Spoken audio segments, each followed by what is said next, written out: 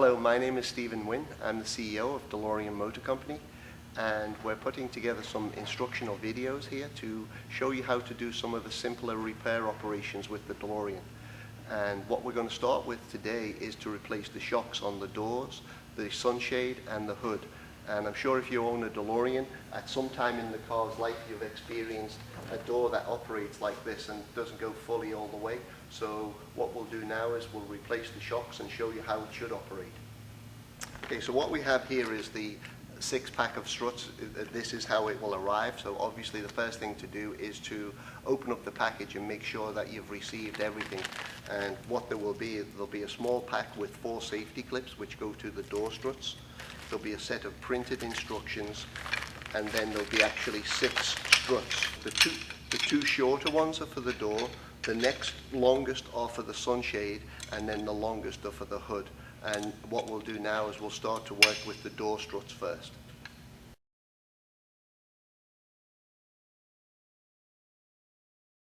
Okay, so to take care of this operation of doing the door struts, the tools that are required to do the job is a pry bar and a small screwdriver, and then you'll need another person to help you because somebody has to support the door whilst it's open. So we'll open the door here, and then the door has to be supported fully in the upright position.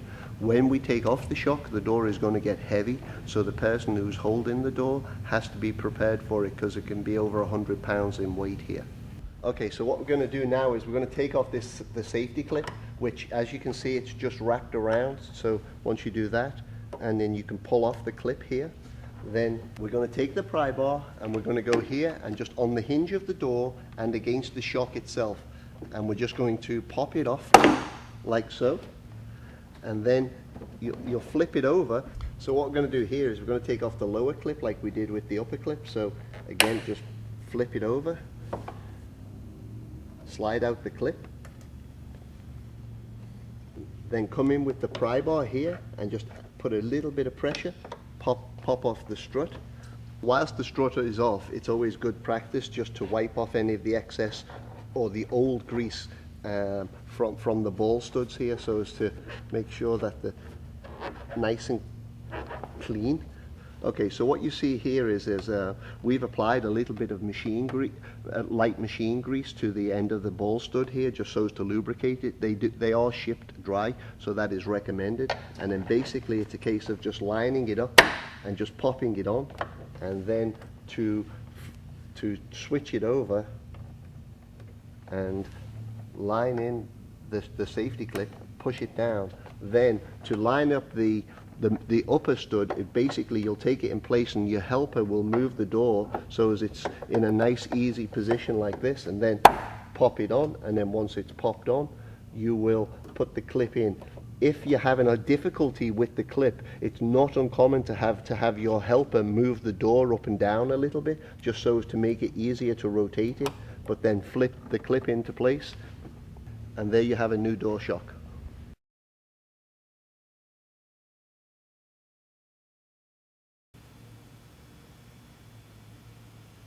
Okay, so what we're going to talk about now is to replace the shocks for the louver.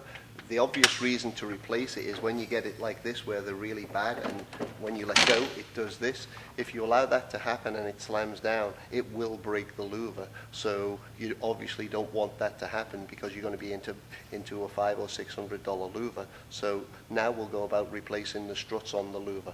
You will use a helper to hold up the louver again, and you go to the clip, and what you have to do is, it's kind of fumbly, but you'll get in here behind this safety clip and pop it off.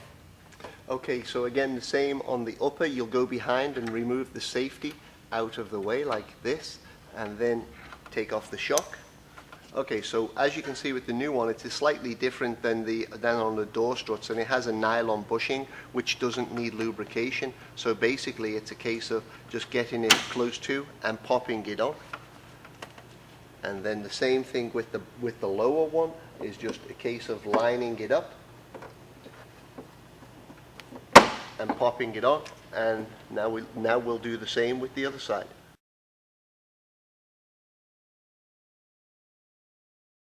Okay, so we're going to do the hood struts now, and it's virtually the same as everything else. You need a helper to support the hood, and then with the hood opened and supported, it's a case of going to the upper joint first, and it has the same sort of safety clip as was on the door shock. So you'll just pop it and release it, take out the clip like this, and basically just pop it off. And then with the lower clip, if you flip it over, and then you've got better access to release the safety, and it's a case of just popping it off. And then just take off the shock. With the new shocks now, they actually come with the safety clip all incorporated, so it's a case of popping it on and then going up to the upper, lining it up and popping it on. And then we'll do the same with the other side, and then we have the hood struts. Okay, we've installed all the struts now, and now I'm just going to go through and run through the operation of what we're looking for. Obviously we've released the hood latch here, but once you lift up the hood, it should lift up nice and gently and go to its full extension. It should not pop off and lift up on its own. It does need assist to lift it up, and this is how it should look in its full rest position.